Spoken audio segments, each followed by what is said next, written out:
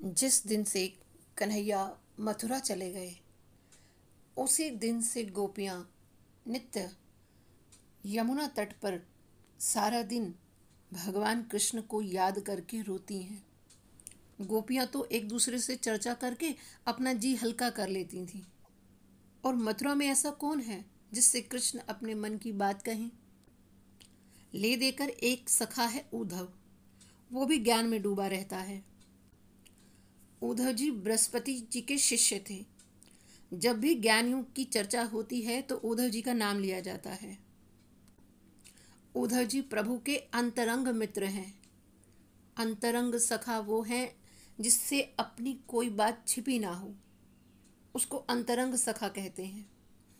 उद्धव जी बिल्कुल भगवान जैसे, वही रूप, चाल, रंग, ढाल, ज्ञान। बस एक चीज की कमी थी, वो ज्ञान को सबसे ऊपर रखते थे। और भगवान ये कोशिश कर रहे थे कि इसे प्रेम तत्व कैसे समझाऊं। एक दिन भगवान अपने कमरे की खिड़की पर खड़े थे, जहां से वृंदावन का रास्ता दिखता था। यमुना बहती हुई दिखती थी। जब भी कृष्ण ब्रजवासियों को याद करते थे तो प्रभु इस खिड़की की तरफ आ जाते थे। आज भगवान को वृंदावन की बहुत याद आ रही थी। बस अब भगवान उस खिड़की पर एक टक देख रहे हैं।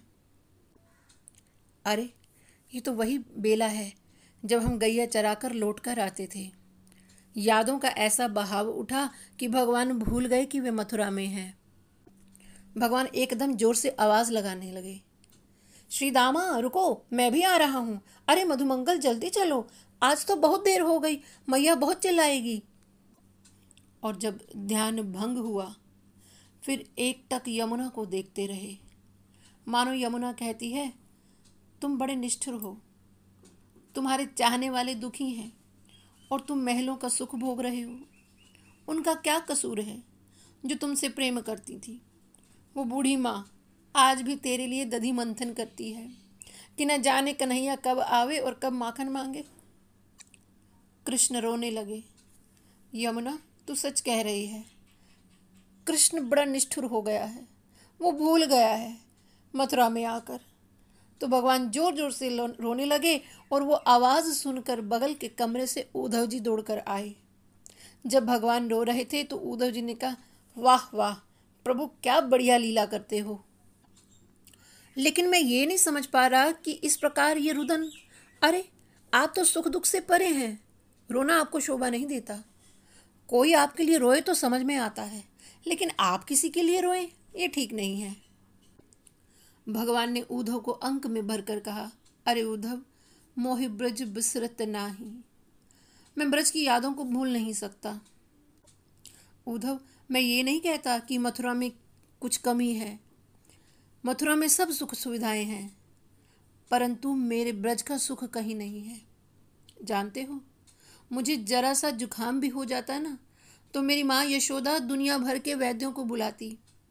मेरे लाला को का भयो, मेरे कन्हैया को चीख क्यों आई, बड़े बड़े ज्योतिषियों को बुलाती। काऊ की नज़र लग गई होगी, मेरे लाला क्यों रोवे। और मैंने क्या किया मालूम है? जब मैं मथुरा आने लगा, उद्धव, मेरी माता नंगे पांव मेरे रथ के पीछे पीछे दौड़ी। लाला रुक जा, राजा रुक जा, ऐसे मुझसे बोली। और मैंने क्या किया? झूठ बोल दिया कि मैं परसों आऊँगा। उद्धव, यदि मुझे जाना ही नहीं था परसों। अरे उद्धव, परसों तो क्या, मुझे बरसों तक लौट कर नहीं जाना था। तो मैंने माँ से झूठ क्यों बोला, ये सोचकर मुझे बड़ी ग्लानि होती है। लेकिन मैं जानता था उद्धव, यदि मैं ऐसा ना बोलता तो मेरी माँ तो तुरंत मर जाती। एक दिन मैं गैया चरा के घर देरी से पहुंचा तो यशोदा मैया ने मुझे हृदय से लगा लिया और रोने लगी। कहने लगी, लाला तू इतनी देर मत लगाया कर, मेरे प्राण निकलने को हो जाते हैं। हे उद्धव, मुझे यशोदा मैया की बहुत याद आ रही है। यशोदा मैया जैसी मैया युगों युगों तक नहीं मिलेगी। हे उद्धव, मैं जब तक वहाँ रहा मैंने यशोदा मैया को एक भी सुख नहीं दिया। मैं जब तक वहाँ रहा उनके घर केवल उल्हाने और शिकायतें ही आती रहीं। रोज़ कोई ना कोई दरवाजे पर खड़ा हो जाता और कहता, तुम्हारे बेटे ने ये कर दिया, तुम्हारे बेटे ने वो कर दिया। फिर भी यशोदा मैया का प्रेम घटने की बजाय और बढ़ता गया और मेरी मैया मुझे प्रेम से समझाती, अरे लाला, तू गोपी के घर माखन क्यों चुराता है? देख, वो बहुत गरीब है। वो माखन जो बनाती है उसको बेचकर उनसे जो पैसे आते हैं ना, वो उसी से भोजन बनाती है अपना। तो इनकी मटकी मत फोड़ा कर। तो मैं कई दिनों तक उस गोपी के घर नहीं गया माखन चुराने। तो कुछ दिनों बाद वो सब गोपियां हमारे घर आ गईं। अरे यशोदा, कन्हैया क्या सिर्फ तेरा ही बेटा है? हमारा कुछ नहीं लगता? अरे ये चोरी करता है तो इसको चोरी करने दो, मटकी फोड़ता है तो फोड़ने दो। अरे असल में गरीब तो हम उस दिन हो जाएंगी जिस दिन कन्हैया हमारे घर आकर माखन खाना छोड़ देगा। अरे हमारे घर में भोजन तो उस दिन नहीं बनता जिस दिन कन्हैया चोरी करने नहीं आता। उद्धव, जब मैं गैया चराने वन में जाता तो जब मैं मुरली बजाता तो मेरी गौ माता के छोटे छोटे बछड़े पूंछ उठाकर मेरे पास दौड़ आते, हजारों की संख्या में मुझे घेर कर खड़े हो जाते। और जब मैं मुरली बजाना बंद करता तो ऐसे मुझे देखते हैं मानो आंखों से वो कहना चाहते हो, क्यों बंद कर दी, बजाओ ना। मेरी मुरली की धुन सुनकर गौ माता अपने मुख का चारा चबाना भूल जाती है। हे उद्धव, मुझे सब ब्रजवासियों की बहुत याद आ रही है। माँ यशोदा, नंद बाबा, मेरे ग्वाल बाल सखा, सब गोपियाँ। अरे सबसे ज्यादा दुख तो मैंने अपनी राधे को दिया है। भगवान कितनी देर तक राधे राधे कहकर रोने लगे, लेकिन उद्धव जी पर जरा भी असर नहीं हुआ। और उद्धव कहने लगे, हे कृष्ण, आप तो स्वयं ज्ञान का सागर हो। अरे ये आपको शोभा नहीं देता। तब कृष्ण ने कहा, हे उद्धव, जब तक वो ब्रजवासी मुझे याद करके रोएंगे तब तक मैं भी यहाँ रोता रहूंगा। यही प्रेम का प्रभाव है। तो उद्धव जी कहने लगे, प्रभु, आप तो उन अनपढ़ गंवार ब्रजवासियों को ज्ञान से समझा सकते थे। तब कृष्ण कहते हैं, हे उद्धव, जब जब गोपियां मेरा स्मरण करके रोती हैं वो वहां रोती हैं, मैं यहाँ रोता हूँ। अरे तुम समझाना चाहते हो ना तो उन्हें जाकर समझाओ। उद्धव, मैं ना समझा सका, इसलिए एक बार तुम जाओ और जाकर ब्रजवासियों से मिलो, राधा रानी से मिलो, गोपियों से मिलो और मेरा समाचार कहो। और ऐसा कुछ करो कि वो मुझे याद ना किया करें। तुम जाकर उन्हें ऐसा ज्ञान दो कि वो मुझे भूल जाएं। तब उद्धव ने कहा, हे कृष्ण, वो सामान्य गोपियां जिन्हें कुछ पता ही नहीं और मैं वेद वेदांत का पाठ करूंगा, क्या वो समझ पाएंगी? मेरी भाषा समझेंगी वो? तो कृष्ण ने कहा, तुम कोशिश करना, थोड़ी सरलता से समझा देना।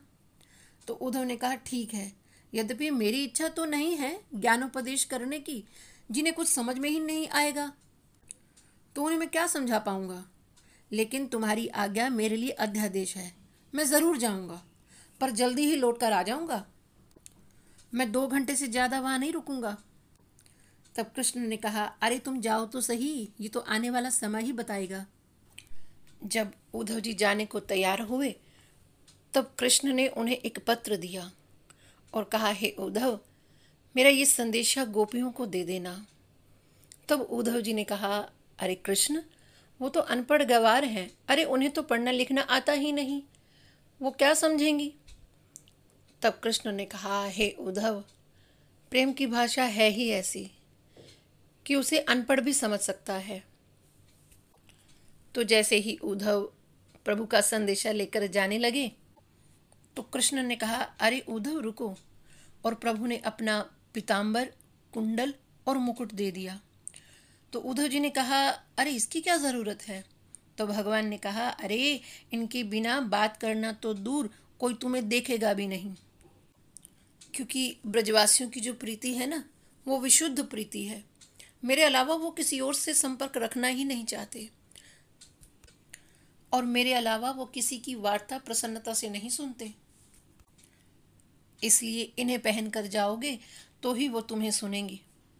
आगे की चर्चा कल करते हैं। तब तक हरये नमः, हरये नमः, हरये नमः। जय सिया राम।